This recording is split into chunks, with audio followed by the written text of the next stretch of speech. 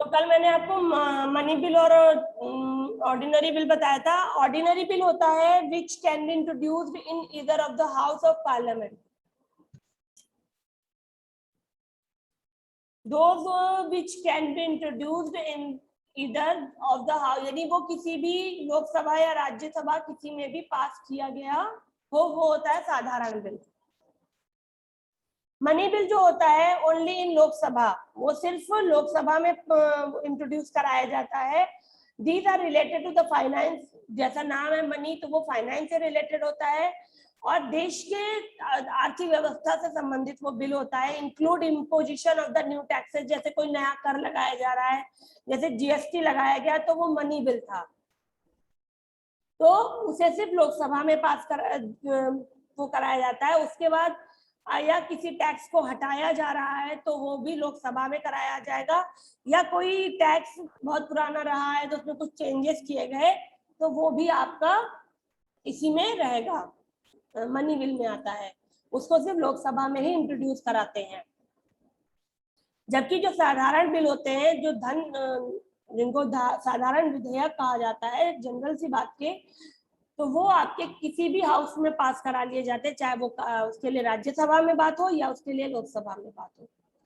Bill has to go through through 3 readings and voting in each house of the parliament।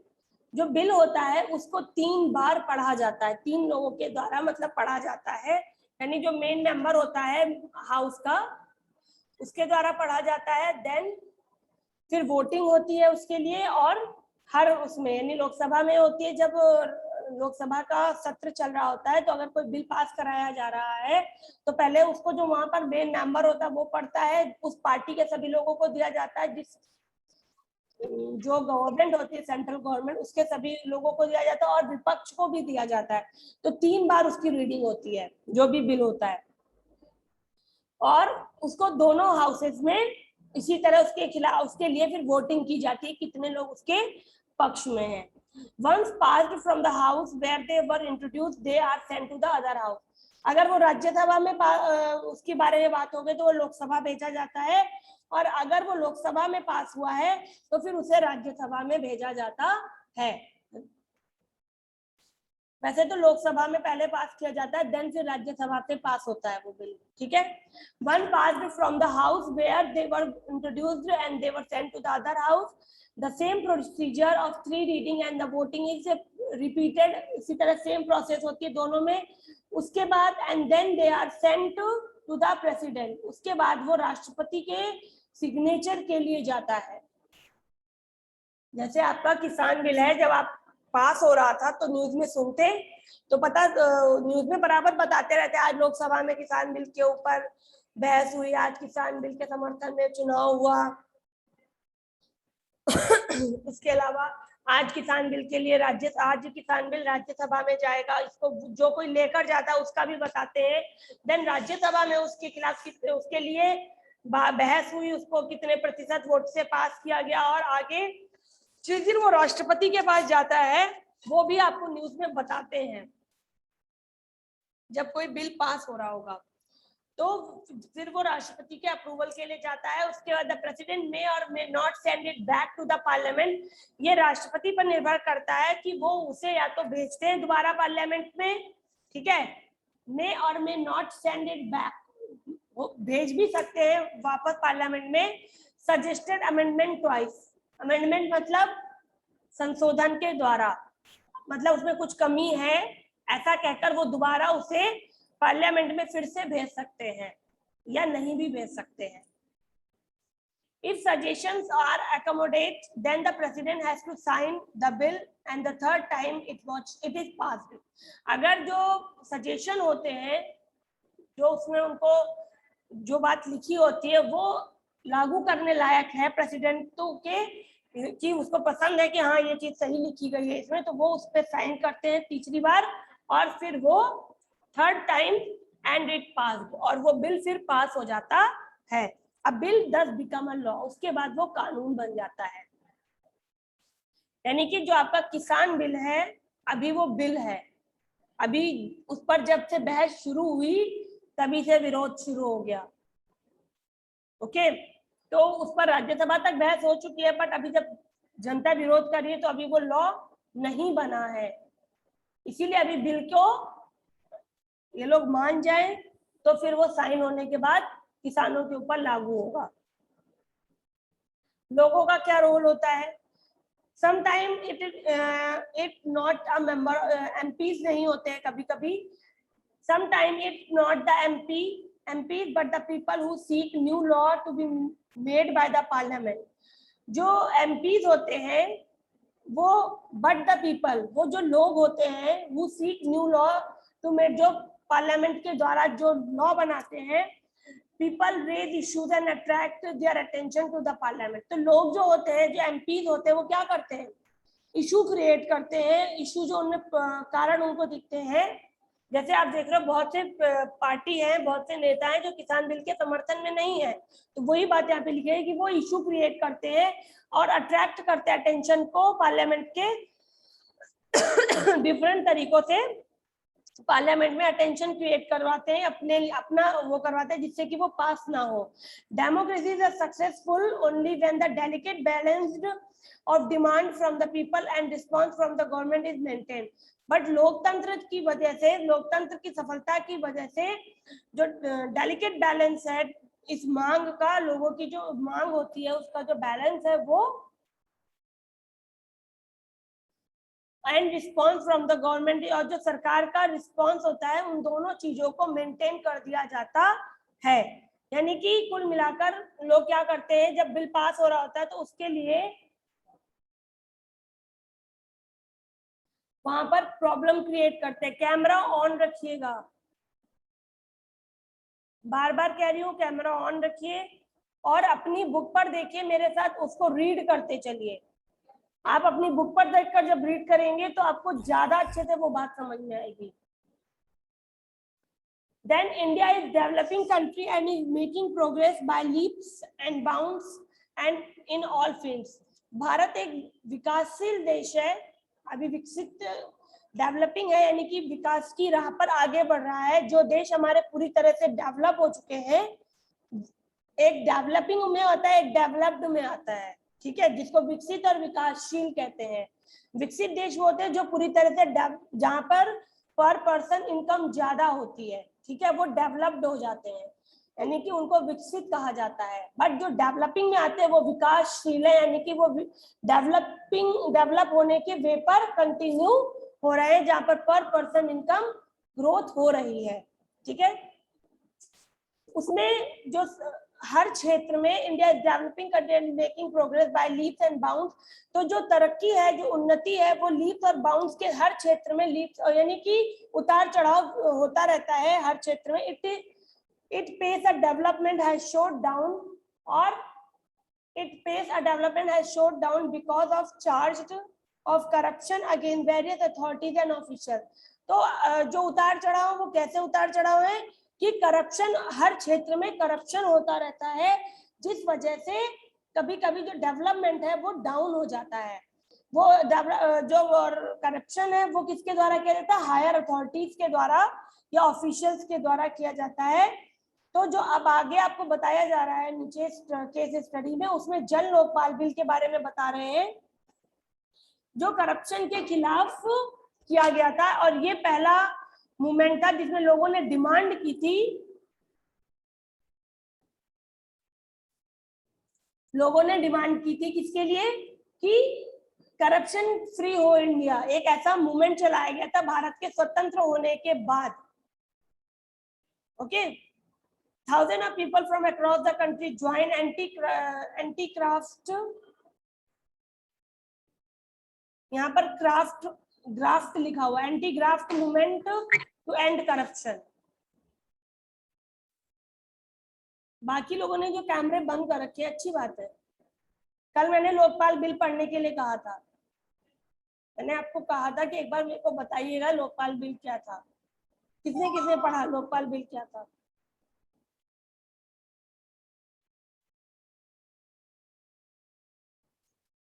ऐसा नहीं है कि मिल नहीं रहा है, सब कुछ मिल रहा है। मैम पढ़ा था, समझ नहीं आया। चलो बताओ। मैंने कहा था ये यहाँ पर जो लिखा हुआ है उसको मत सोचो कि जो यहाँ लिखा है उसका वर्ड टू वर्ड मीनिंग हमें बताना है। आपने उसके बारे में क्या खोजा, क्या आपने अपना नॉलेज गेन किया, वो मुझे बताइए। आपने क्या जानकारी निकाली कि लोकपाल बिल क्या था? चलिए बताइए राशि।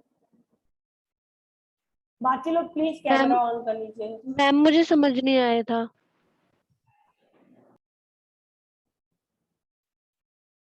उसको इसी लैंग्वेज में पढ़ा या उसको ढूंढा कि क्या है रियल में क्या था ये? Lokpal bill first introduce in parliament 1968।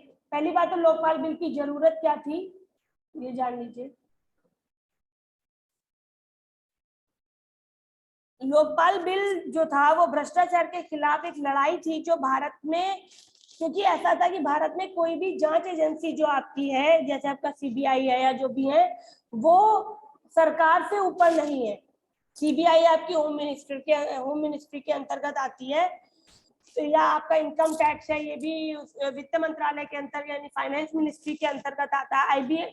IB जो आपकी है वो पीएमओ के अंतर्गत आती है। तो ऐसी कोई संस्था नहीं है जो भारत सरकार के ऊपर हो, ऐसे ना उसके अंतर्गत कोई मंत्रालय ना आता हो। तो एक ऐसी जांच एजेंसी बनाने की लोगों की तरफ से जांच की जा रही, लोगों की तरफ से मांग की जा रही थी कि भ्रष्टाचार के खिलाफ, करप्शन के खिलाफ एक ऐसी एजेंसी होनी चाहिए जो सरकार और मंत्रालय यानी मिनिस्ट्रीज के ऊपर हो। ओके, तो उस करप्शन को हटाने के लिए एक बिल बनाया गया जिसको लोकपाल बिल। हाँ, लोकपाल बिल जो बनाया गया कि जो मिनिस्ट्रीज हैं, जो आपकी गवर्नमेंट है, उसके ऊपर हो, जिसके तहत जांच हो सके कि किसमें करप्शन हुआ, कहाँ करप्शन हो रहा, भ्रष्टाचार जो है वो कहाँ पर है, कहाँ पे हुआ। तो जो आपको मैंने बताया जैसे इनकम टैक्स है वो फाइनेंस के अंदर आता है, सीबीआई होम मिनिस्ट्री में आती है। तो ऑब्वियस सी बात है अगर इससे रिलेटेड कहीं भी तो होम मिनिस्ट्री प्रेशर कर सकती है कि चेंज हो सकता है। लोग डाउट करते हैं, आप सुन सकते हो कि नहीं बदल गया, नहीं इन्होंने गलत किया था। कोई नेता लोग, कोई बड़े लोग भ्रष्टाचार करते हैं, हाँ भ्रष्टाचार करते, मान लीजिए किसी ने भ्रष्टाचार किया और वो गृह मंत्रालय से रिलेटेड व्यक्ति है, तो फिर ये हो जाता है ना, तो क्या कह सकते हैं उसको, पार्शियलिटी की बात आ जाती है। सीबीआई को दबा देंगे।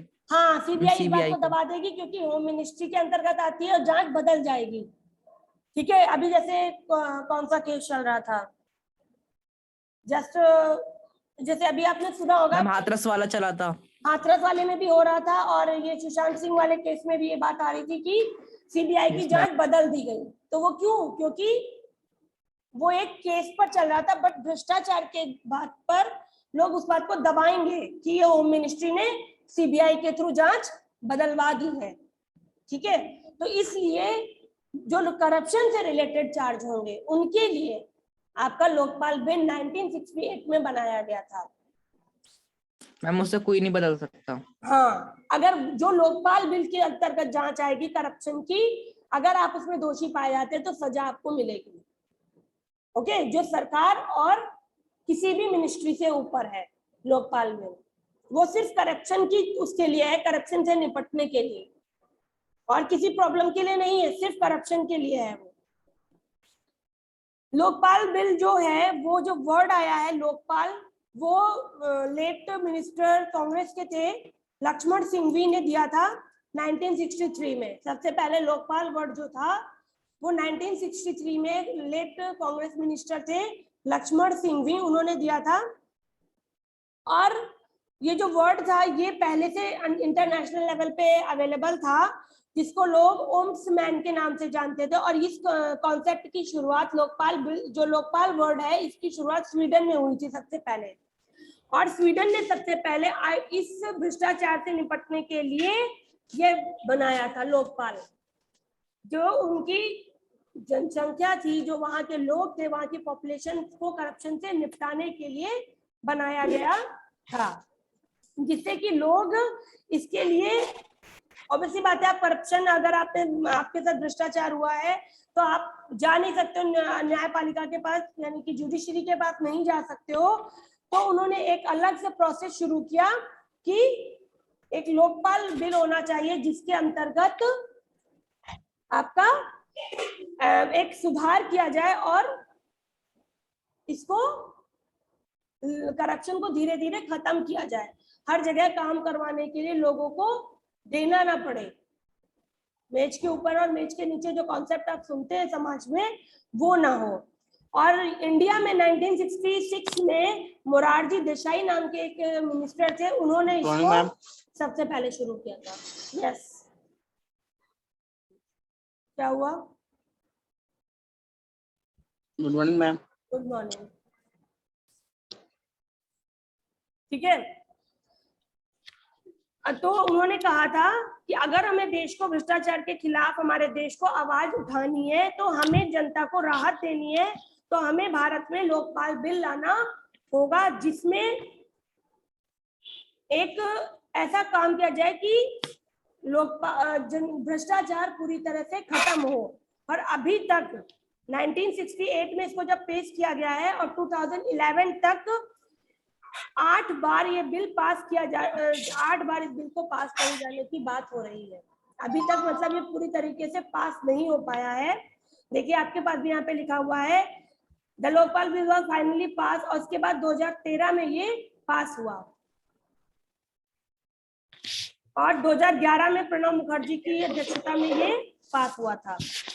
मतलब पहली बार फिर 2011 में उन्होंने इसके लिए एक गठन किया और अन्ना हजारे ने सबसे बड़ा योगदान दिया था 2013 में इसको पास कराने में। अन्ना हजारे के द्वारा 2013 में दिल्ली में जंतर मंतर पर आमरण अनशन भी किया गया है, अगर किसी को याद हो ये चीज। तो वो इसी के लिए था, लोकपाल बिल के लिए था कि भ्रष्टाचार खत्म हो देश से। ठीक है, तो सबसे पहले लक्ष्मण सिंघवी ने किया, देन मोरारजी देसाई, और उसके बाद प्रणब मुखर्जी, और लास्ट में अन्ना हजारे ने इसके लिए संघर्ष किया और ये 2013 में पास हो गया। और कुल मिलाकर इसमें अब लोकपाल जो वर्ड है इसका मतलब है लोगों का भला करने वाला, जो बिल लोगों का भला करे। ठीक है, और भारत में एक बॉडी, इसको एक ग्रुप बना दिया गया जिसके अंतर्गत जब कोई भ्रष्टाचार होता है, जब किसी मिनिस्ट्री के द्वारा, तो वो लोग इसकी चेकिंग करवाते हैं और इसमें जो इसका मुख्य होता है वो भारत का पूर्व न्यायाधीश जिसको कहते हैं वो होता है इसका मुख्य। ठीक है, या सुप्रीम कोर्ट का कोई जज होता है जो वो इसका हेड होता है।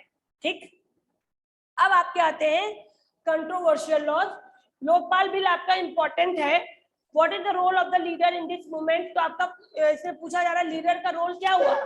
जो इसमें जितने भी लीडर हुए हैं आपकी, इसमें किरण बेदी थी, बाद में 2013 में अन्ना हजारे थे, किरण बेदी थी, अरविंद केजरीवाल थे, बहुत से लोग इसमें इन्वॉल्व थे। इन सबका मुख्य मोटो था कि देश को भ्रष्टाचार से मुक्त कराना है। ठीक है, how do we know the people supporting the anti graft movement? आप कैसे इस बात को जानते हैं कि लोगों ने एंटी ग्राफ्ट मूवमेंट में सपोर्ट किया? तो लोगों ने इसके खिलाफ, यहाँ पर आपका दिया हुआ था, the survey was conducted. Ma'am online voting की थी। हाँ, ऑनलाइन वोटिंग की थी, वही चीज सही। और अब आते हैं कंट्रोवर्शियल लॉज में। कंट्रोवर्शियल लॉज है ऐसे law just as the people have a key role influencing the parliament to make a new law। जब कुछ लोग पार्लियामेंट मुख्य भूमिका के तौर पर पार्लियामेंट से नए लॉज बनवाए, they have to power to get controversial law amended। ठीक है, यानी कि कुछ कंट्रोवर्शियल वैसे तो होता है वो कह सकते हैं विरोध वाले। ठीक है, तो ऐसे कानून जिनमें विरोध हो। Repressive laws are those which when some interfere with the fundamental rights of the citizen। कुछ ऐसे कानून जिनमें फंडामेंटल राइट्स जो है मानवों के, जो हमारे फंडामेंटल राइट्स है वो दबाए जा रहे हो। ठीक है, वो कंट्रोवर्शियल लॉ होगा। कोई ऐसा कानून जिसके द्वारा हमारे फंडामेंटल राइट्स पर इफेक्ट आ रहा हो। If the law is not according to the constitution, अगर वो कानून अकॉर्डिंग टू कॉन्स्टिट्यूशन नहीं होता है तो judiciary has to power to scrap it. तो जुडिशरी जो है, जो न्यायपालिका है, वो इसको स्क्रैप करती है, यानी कि स्क्रैप मीन्स यहाँ पर क्या होगा, उसको हटाने का काम करती है। कंट्रोवर्शियल ये देखिए आपको बताया भी क्या है, give rights to public disagreement, यानी कि जिसमें लोग अपनी अस्वीकारता बताएं। जैसे आप कोई लॉ ऐसा पास हो रहा है जिसमें आपके फंडामेंटल राइट है, यानी कि राइट टू इक्वलिटी है, right to free for religion है, जो भी आपके फंडामेंटल राइट्स हैं वो इफेक्ट हो रहे हो, तो उसके वो जो लॉ बन रहा होगा वो आपका कंट्रोवर्शियल लॉ कहा जाएगा। ओके बाकी लोगों ने कैमरा बंद कर रखा है, तो इनको मतलब ना कुल मिलाकर पढ़ने का मन नहीं होता है।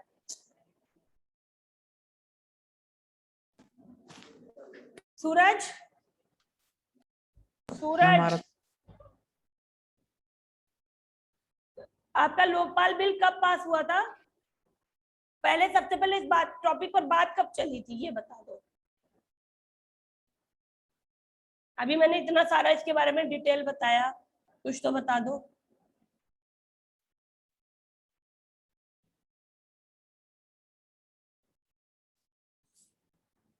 सूरज, Shalini, Swati, sorry Shalini, Swati, yes ma'am. Lokpal bill सबसे पहले इसके बारे में किसने बात की थी?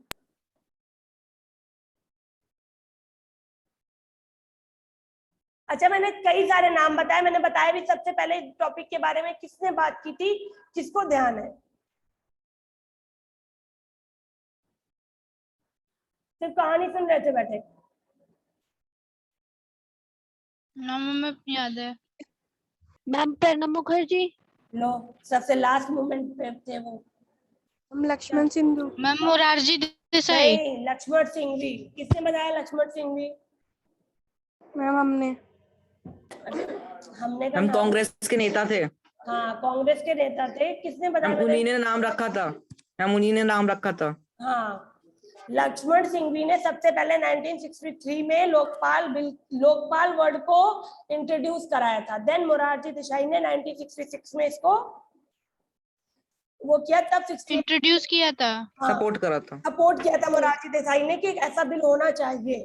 ठीक है, देन 68 में ये हम बहुत introduce सारे हुआ लोग, था किरण बेदी भी थी हाँ, उसमें, बहुत सारे लोगों ने इसके लिए समर्थन करना शुरू किया। किरण बेदी भी थी उसमें। हाँ, वो तो 2013 में हुआ था, 2013 में वो हुआ था। 1968 में फिर ये पूरी तरह से भारत में इस बात के लिए बात उठना शुरू हुई, और 2011 तक ये 8 बार इस टॉपिक को लेकर वो हुआ कि नहीं, हाँ लोकपाल बिल आना है, लोकपाल बिल आना है। ओके, मैम 13 में पास हो गया था ना? फिर 13 में अन्ना हजारे ने जब इसके लिए पूरी तरह से प्रोटेस्ट किया, आमरण अनशन किया, देन ये पास हुआ, जिसमें किरण बेदी, अरविंद केजरीवाल, अन्ना हजारे और भी बहुत सारे लोग थे। इन लोगों ने इन्वॉल्वमेंट था इनका, और तब ये पास हुआ। और ये किसके लिए है? ये एंटी करप्शन है। ये किसी भी मंत्रालय, किसी भी मिनिस्टर के द्वारा किए गए करप्शन की जांच के लिए है। ठीक है, जिसका मुख्य होता है रिटायर्ड, जो सुप्रीम कोर्ट का जज होता है मेन। ओके, कंट्रोवर्शियल लॉज आपको कल पढ़ने हैं और बताने हैं। हम वो फैसला सुनाते हैं रिटायर्ड सुप्रीम वो कोर्ट के इसकी जज। नहीं, वो जो चेकिंग बनती है, कमेटी बना दी गई है लोकपाल बिल, तो उसमें जब कोई करप्शन किसी मिनिस्ट्री या गवर्नमेंट के द्वारा होता है तो उसकी जो चेकिंग, ऑब्वियसली बात है, जैसे सीबीआई का एक हेड होता है, तो उसी तरह लोकपाल Yes, का ma'am. जो अध्यक्ष होता है लोकपाल कमेटी का, वो सुप्रीम कोर्ट का Head. रिटायर्ड जज होता है। हाँ, मुख्य Okay, ma'am. न्यायाधीश होता है भारत का, या फिर रिटायर्ड जज होते हैं। ठीक है, अब ये कंट्रोवर्शियल लॉज के बारे में जो यहाँ पर बात बताई जा रही है, ये आप मुझे बताओगे कल। ठीक है, कि ये क्या था।